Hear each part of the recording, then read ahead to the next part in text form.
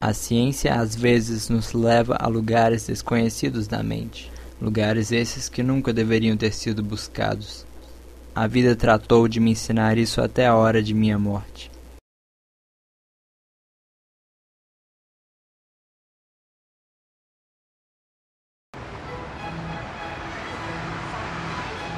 Sempre me interessei pela ciência, por isso mergulhei inteiramente no estudo e na prática da medicina. Fui para Coimbra e Pádua estudar psicologia e o psíquico, já que, onde moro, em Itaguaí, não havia ninguém que já havia estudado essa matéria.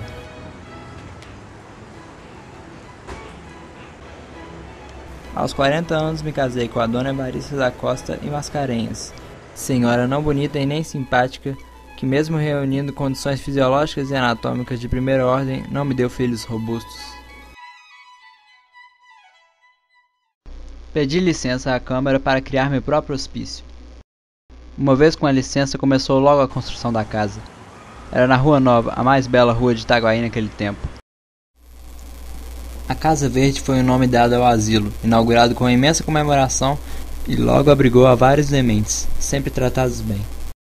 A caridade, Sr. Soares, entra de certo em meu procedimento. A principal função da minha Casa Verde é estudar profundamente a loucura e descobrir o milagre da sua cura. Isso será um bom serviço à humanidade. Certamente, um excelente serviço. Sem esse asilo, pouco poderia fazer. Ele me dá muito mais campo a meus estudos. De fato, muito mais. De todas as vilas e arraiais vizinhos afluíam loucos à minha Casa Verde.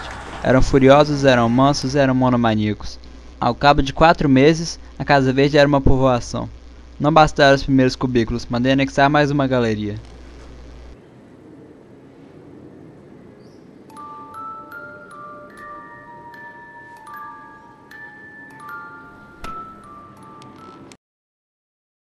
Minha ideia cresceu tanto que tive de pedir auxílio e subsídios do governo.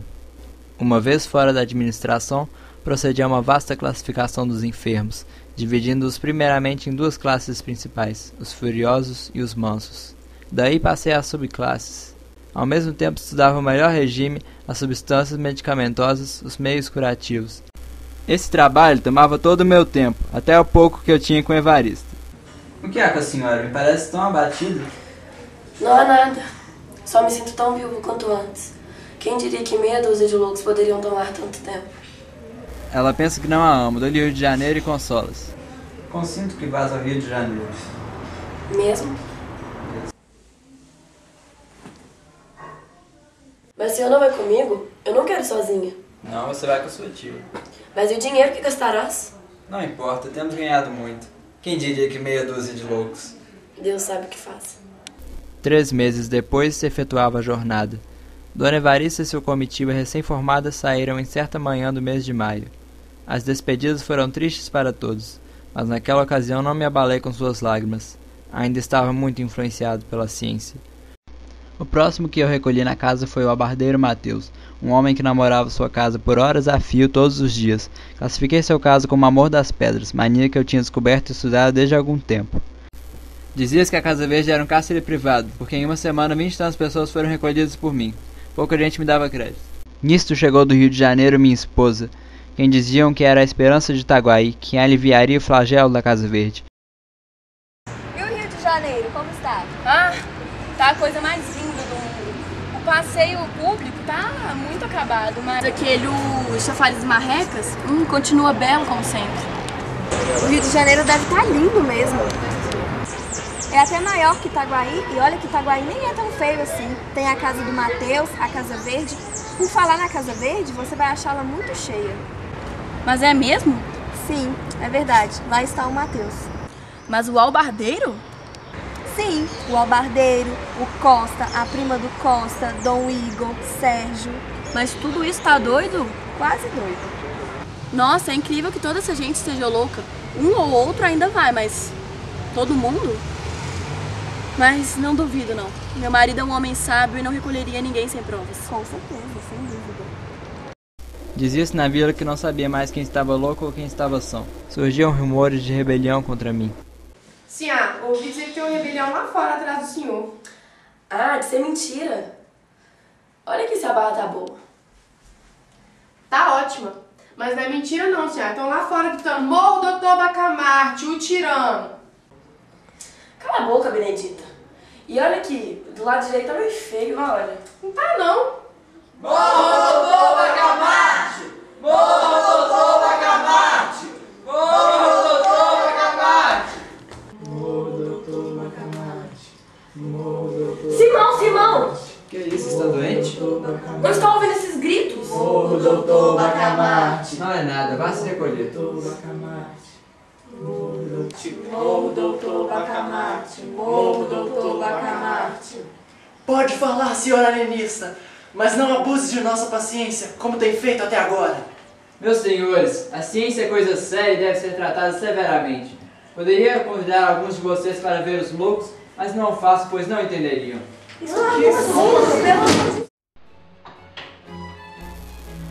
Após a rebelião, o barbeiro Porfírio tomou a cidade. Surgiram rumores de que ele logo iria visitar-me com intenções nada boas em relação à Casa Verde. Enquanto isso, Crispim decidia qual lado tomar. Seu lugar é ao lado de Simão Bacamarte. Mas meu coração brada é que não. A casa da Denise está perdida. Mas a honra lhe põe ao lado de seu antigo amigo. Já ouvi dizer que está indo Porfírio na casa do Dr. Simão.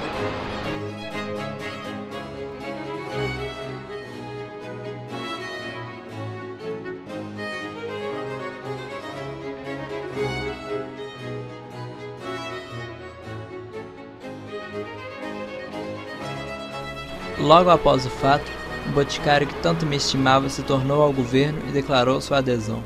Não me entristeci. Era o que de melhor ele poderia fazer num momento como esse, apesar de me parecer um caso de terror pela rapidez com que agiu.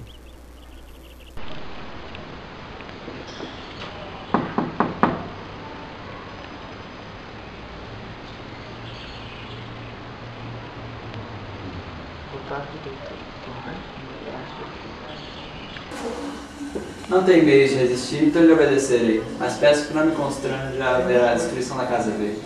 Engana-se o Senhor em atribuir ao governo intenções vandálicas. A maioria crê que os loucos ali metidos estão em seu perfeito juízo, mas o governo reconhece isso como questão puramente científica. Mas devemos sossegar o público. Mas que surpresa, não esperava ouvir isso de você. O povo deve exigir do governo certos atos, mas este não os deve praticar. O que devemos fazer é retirar das casas os doentes que já estão quase curados. Desta maneira mostraremos alguma tolerância. Quantos mortos e feridos houve ontem no acidente? 11 mortos e 25 feridos. 11 mortos e 25 feridos. Bom, acho que já está na hora de eu ir. Obrigado pela atenção. Claro, claro. Obrigado pela visita, Porfírio. Eis aí um bom caso de doença cerebral. Viva o ilustre Porfírio! Viva o ilustre Porfírio! Porque eu quero pela execução das vontades do povo. Confiar em mim e tudo se fará pela melhor maneira. Só você comendo ordem, que é a base do governo. Viva o ilustre Porfírio! Viva o ilustre Porfírio! Eis aí 2 casos de doença cerebral. Tive de meter, dentro de 5 dias, cerca de 50 pessoas dentro da Casa Verde e até meu amigo Crispim.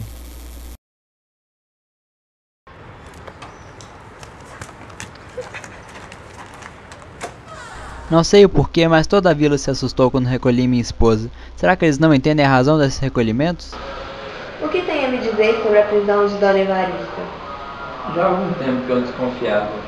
A modéstia com que ela viveu em seus últimos 2 matrimônios, ela, após voltar do Rio de Janeiro, se tornou obsessiva com sedas, veludos, joias, qualquer tipo de quinquilharia, do modo que ela se vestia, do modo que os outros se vestiam e censurava a todas. Mas a total demência se confirmou na noite do baile, em que ela tinha escolhido o vestuário que levaria, mas hesitava entre um colar de granada e outro de safira. Me lembro bem daquela noite. 2 dias antes, ela havia me perguntado a mesma coisa, e eu respondi que qualquer um ficava bem. No dia seguinte, ao almoço, ela me indagou a mesma coisa, e o mesmo fez durante o jantar.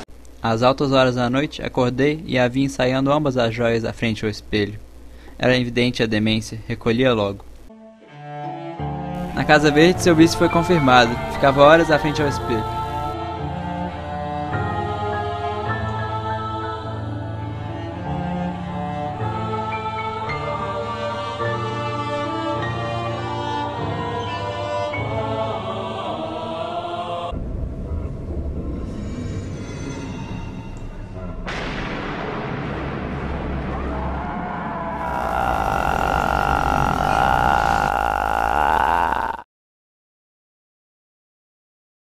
Decidi pôr em prática outra de minhas teorias ao descobrir que a verdadeira doutrina era que se deviam admitir como patológicos todos os casos em que houvesse equilíbrio mental. Esses seriam agasalhados na Casa Verde e os outros seriam libertos. Toda a cidade se alegrou com a notícia, mas ninguém notou a outra parte da declaração. Fui autorizado a agasalhar na Casa Verde as pessoas que se achassem no perfeito equilíbrio mental. Era necessário um longo exame para se recolher alguém.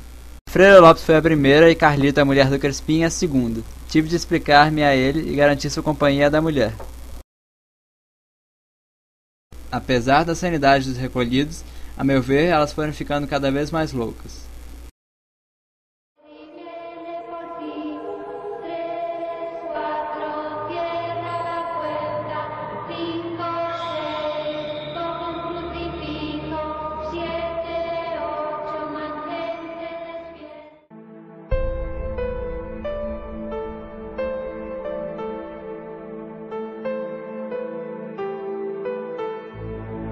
A Câmara autorizou uma extensão ao plano. Curei todos os loucos no fim de 5 meses e meio, e a Casa Verde estava vazia. Em Itaguaí reinava a razão. Será que eles eram loucos e foram curados por mim? Ou será que a cura que descobri foi apenas mais uma prova de que eles eram realmente normais? Então os cérebros bem organizados que eu acabei de curar eram normais como os outros. Sim, havia algo por trás todo esse tempo. Então concluo que não havia loucos em Itaguaí. Mas será? Itaguaí não possuiria um único cérebro certo? Essa conclusão tão absoluta não seria por isso mesmo errônea? Sim, deve ser isso. Achei em mim o perfeito equilíbrio. Possuo a sagacidade, a paciência, a veracidade, o vigor moral, a lealdade, todas as qualidades, enfim, que podem formar um perfeito louco. Mas não será uma ilusão? Nenhum defeito? Nenhum. Nenhum vício? Nada. Tudo perfeito? Tudo. Não pode ser. Nós insistimos nisso. Impossível. Sabe por que não enxerga suas qualidades, que aliás nós admiramos muito? Porque tem uma que realça todas as outras, a modéstia. Já sei. Me recolherei à Casa Verde. Não, Simão, não faça isso, meu amor. Fique, amigo. Por favor, fique conosco. Não faça isso. Você está perfeitamente são. Pra que isso? Você é totalmente equilibrado. Simão, querido, fique. A questão é puramente científica. É uma doutrina nova, cujo primeiro exemplo sou eu. Reúne em mim a teoria e a prática.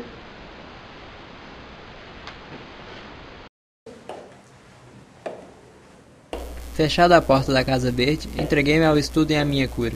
Nada alcancei e morri do jeito que entrei. Fui enterrado com muita pompa e rara solenidade.